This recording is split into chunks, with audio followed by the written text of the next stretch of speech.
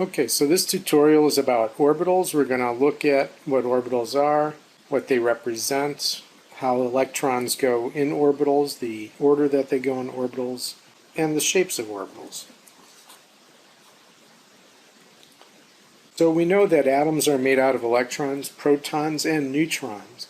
Electrons are very important. The arrangement of electrons really dictates how atoms will interact with each other.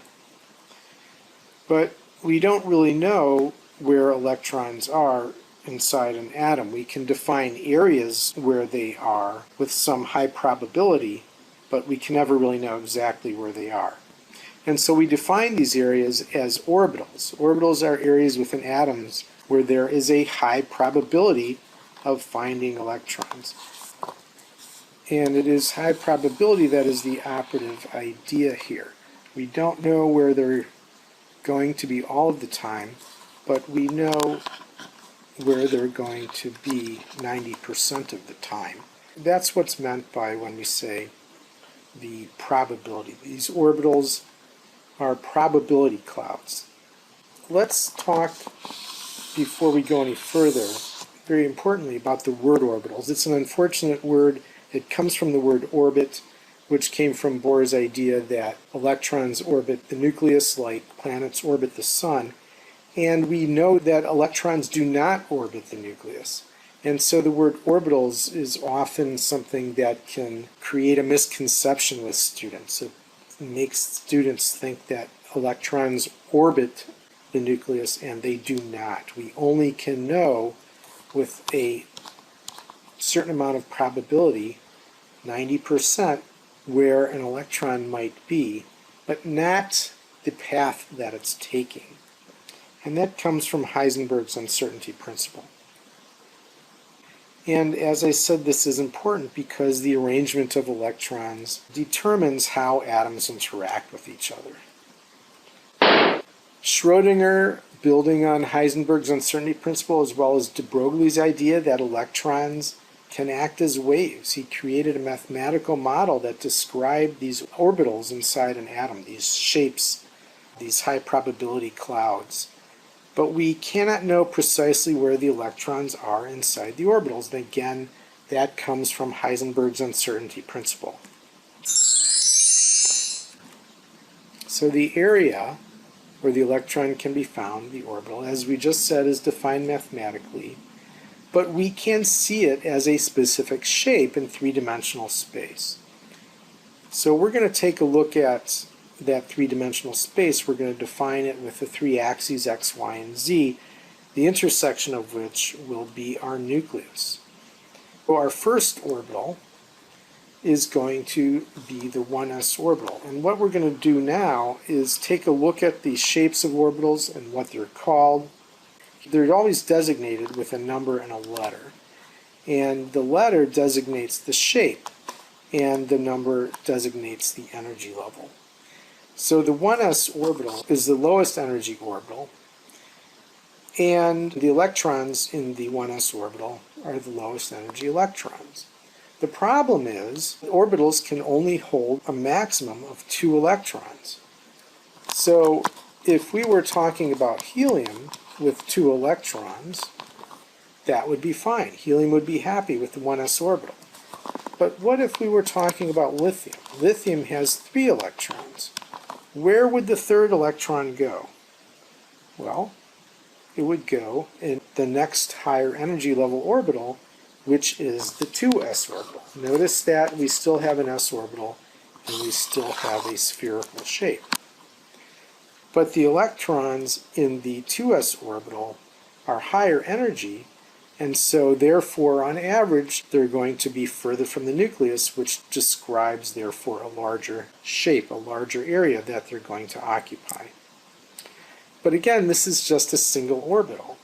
It can also hold 2 electrons. We still have the 1s orbital inside of it holding 2 electrons.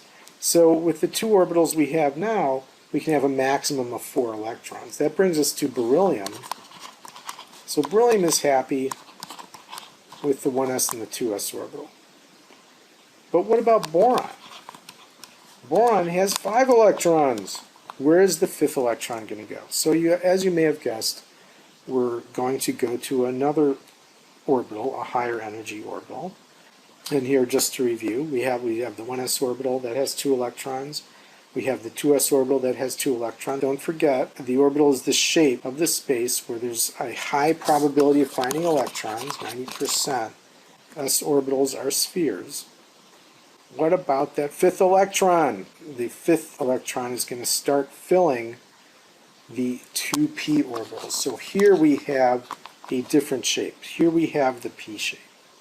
And there are 3 2p orbitals. They're all oriented perpendicular to each other. So we have the sort of pinkish red on the y-axis. That's one orbital. Here's a second orbital along the x-axis, sort of a greenish yellow, I guess. And then the third 2p orbital along the z-axis. Now, each orbital, as you can see, consists of 2 lobes. So both lobes together constitute just one orbital and can only hold a maximum of 2 electrons. So we designate each individual orbital by the axis it's on. So here the 2p orbital will be called 2py, 2px, and 2pz.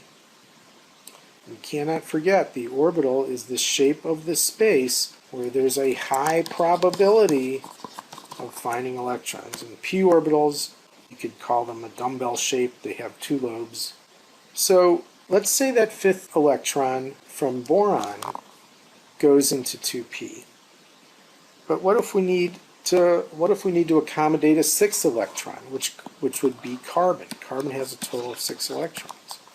Well, that could go into the 2pz orbital. And then what about nitrogen? The 7th electron that nitrogen has could go into the 2py orbital.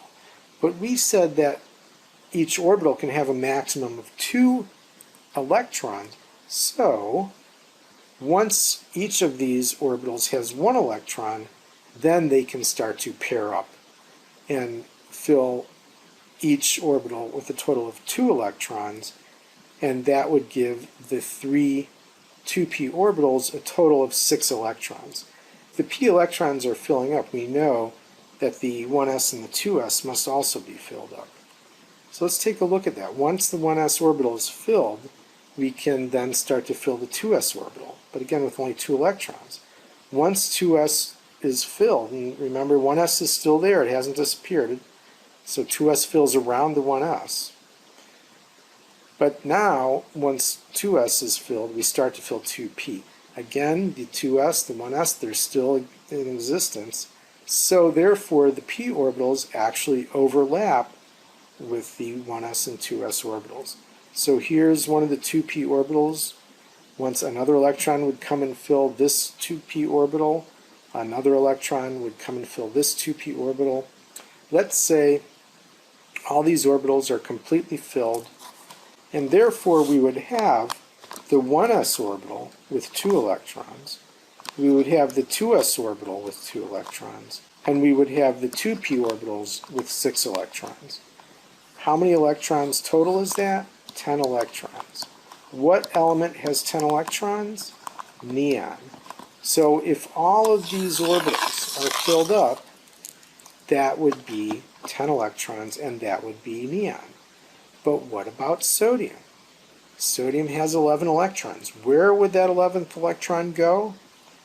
As you might have guessed, it would go in the next highest energy level, the next highest orbital, and that would be 3s. So 3s has electrons that have higher energy than any of those other orbitals we looked at, and so therefore the electron on average is further from the nucleus than the others, and it is larger than 1s, 2s, or 2p orbitals and surrounds them. So we can see the other orbitals still exist inside the 3s orbital, and the 3s orbital with sodium now is able to start getting electrons. So there's many more elements, and there are other orbitals as well. So let's take a look at the other orbitals. First, let's review. The s orbital is spherical. There's only a single s orbital at any one energy level. There's the 3p orbitals with this shape.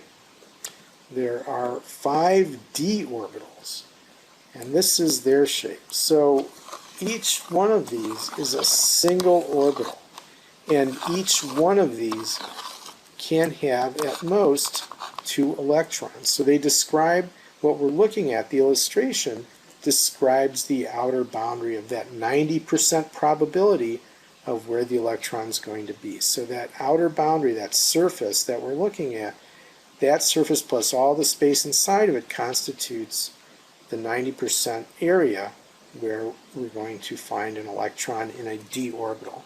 And then there's one more, the f orbitals, and there are 7 of them. Again, each one of these is a single orbital, and each one of them can have a maximum of 2 electrons.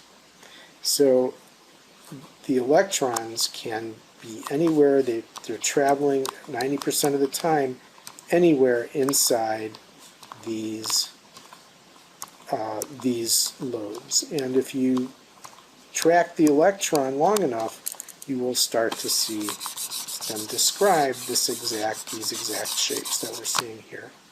One thing I think that students can get confused with is these shapes and what they represent, and especially when they get as complicated as the d and the f orbitals, and there's even the g orbitals that are even more complicated than f orbitals. So don't get tripped up by the complicated shapes. All you need to really understand is what they represent, and they simply represent space inside of which you're going to find the electron 90% of the time. So you don't have to worry about the specific shape so much. Just know what these shapes represent, where the electron is going to be. So finally, a nice way to look at that is this kind of schematic. Energy is shown increasing on the y-axis, and each orbital is represented as a circle. The circles don't represent the shape of the orbital, they're just representing the existence of the orbital. So at any one energy level, there's always just a single s orbital. And so the s orbitals, as you go to 1s, 2s, 3s, 4s, etc., they keep increasing in energy. As we saw before, 2p orbitals are higher in energy than 2s, and there is 3 of them. So the 3 circles represent the 3 2p orbitals. Not the shape, just the fact that there's 3 orbitals within the 2p energy level. The 3p energy level, again, p always just has 3 orbitals. But what about d? We saw before that there are 5 d orbitals. So at any energy level that has d orbitals, there's always going to be 5 of them at that energy level. And then finally, f orbitals, there's 7 of them. So any energy level that has f orbitals is going to have 7 of them, as long as there are electrons to fill those orbitals. The orbital does not exist unless the electron is in the orbital. So what might you ask does that have to do with anything? Why do we care about how electrons are arranged in atoms? Well, atoms are constantly interacting around you on the Earth and the solar system and the universe. Those interactions depend on how electrons are arranged in each atom. That arrangement, its orbitals, determine how the atoms interact with other atoms. If atoms did not interact with each other, would you be sitting here reading this? Probably not. And there are interesting places that have these very specific organizations and these interesting atomic interactions. They're quite popular.